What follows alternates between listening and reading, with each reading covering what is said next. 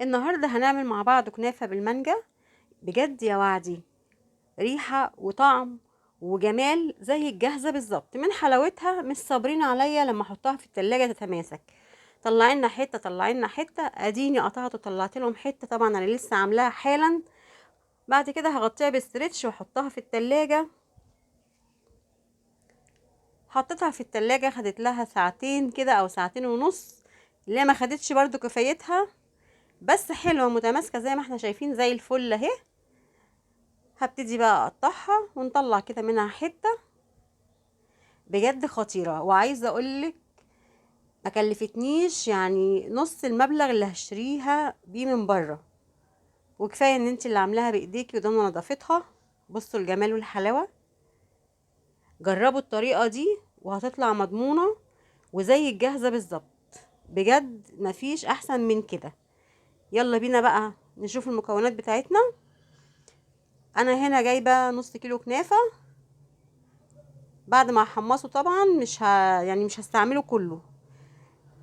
حطيتها في الفريزر شويه عشان تتماسك، وحطيتها كده ايه على البلانشة وبالسكينه، وهقطعها كده حتت.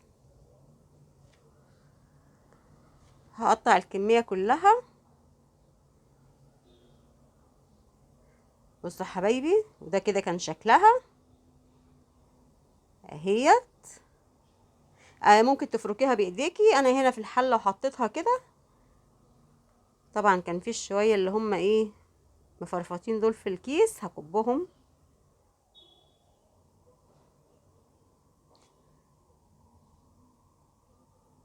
هفرفطها كده لو فيها حته يعني ماسكه نفسها ولا حاجه، نفكها من بعضيها عشان تبقى سهله معانا في التحمير.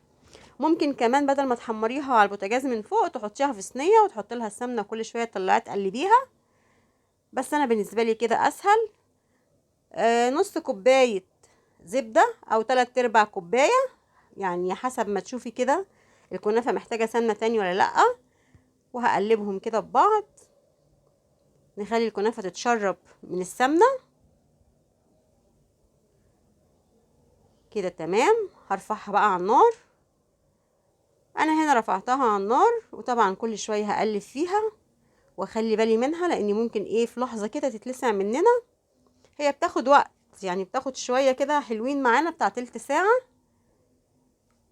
هي ابتدت اهي ايه يعني الكثافه بتاعتها تقل وتخشول معايا في التحمير.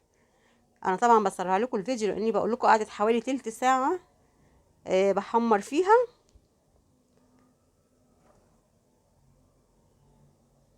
بصوا حبايبي، كده خلاص اهيت مديانه لون.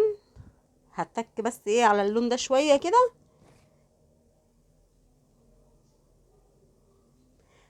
بصوا الجمال والحلاوه. كده انا هطفي عليها وهسيبها تبرد. وادي يا حبايبي اللون بتاع الكنافه زي ما احنا شايفين كده. وبصوا النص كيلو اللي كان مالي الحله بعد ما اتحمرت بقوا من الحبه اللي احنا شايفينهم دول.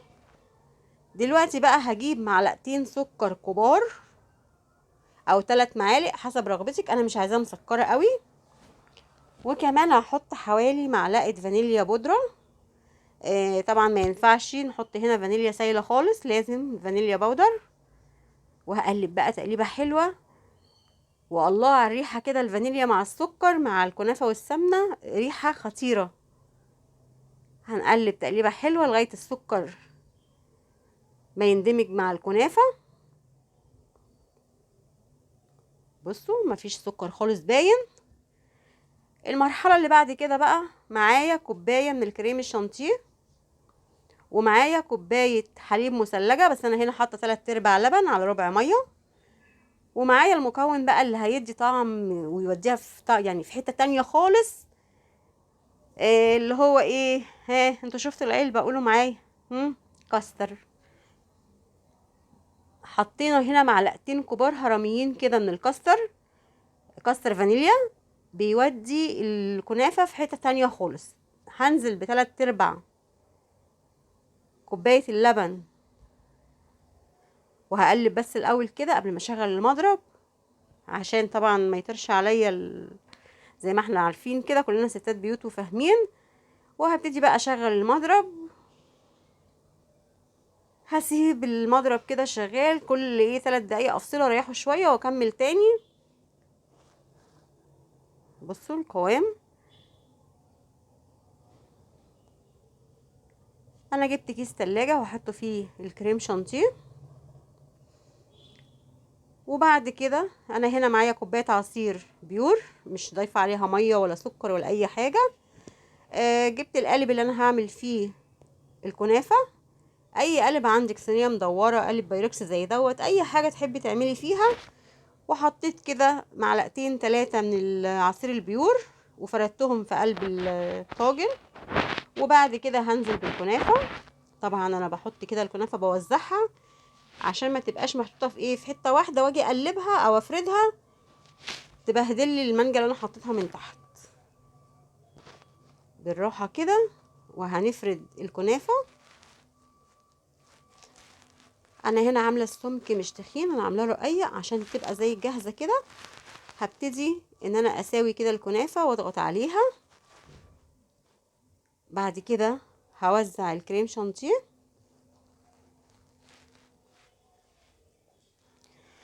انا هنا حاطاه في الكيس عشان يبقى اسهل في التوزيع.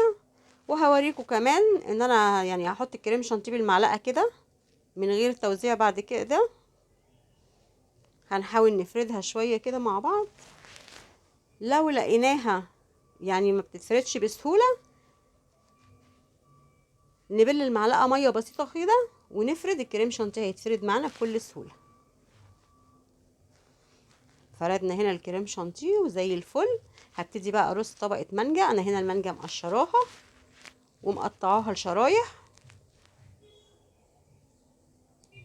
نرص كده المانجا. طبعا الرصه دي انتي وذوقك، زي ما تحبي تقطعي المانجا قطعيها، بس انا حبيت اعملها كده شرايح كده.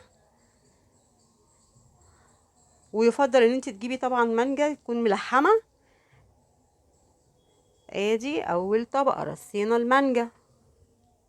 هنزل بكنافه تاني. يبقى انا كده حطيت طبقه خفيفه من عصير المانجا البيور، وبعد كده حطيت كنافه وحطيت كريم شانتيه ورصيت المانجا ونزلت بطبقه تاني من الكنافه.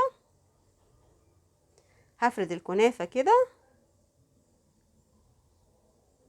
نحاول نخليها متساويه.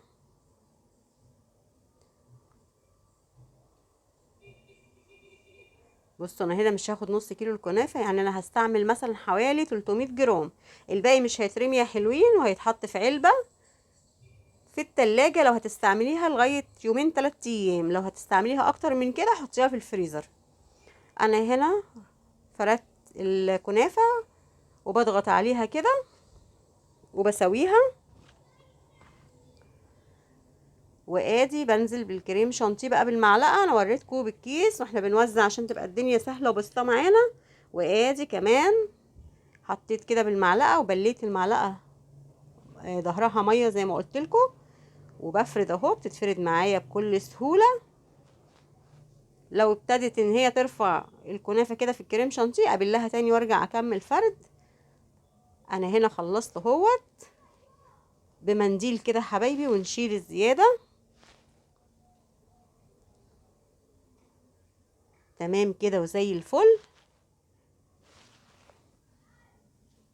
هبتدي بقى ان انا اغطي طبقه الكريم شانتيه دي بعصير المانجا. وادي عصير المانجا حطيناه على الكريم شانتيه وفردناه كده بالراحه خالص. لو وصلتوا معايا لغايه هنا قولوا لي بتتابعوني من اي بلد وايه رايكم في الكنافه بالمانجا. وحطوا لي لايك وشير وسبسكرايب. بعد ما خلصت وفردت عصير المانجا هبتدي بقى ارص كده المانجا بتاعتنا. صدقوني مفيش اسهل من كده. هو كل اللي خد وقت فيها تحمير الكنافه. كده انا خلصت والدنيا تمام معايا. ها، هجيب بقى معلقتين كده او 3 قطع مانجا مقطعاهم حتت صغيره، مكعبات صغيره خالص. هحطهم في نص الصينيه. بصوا الجمال والحلاوه.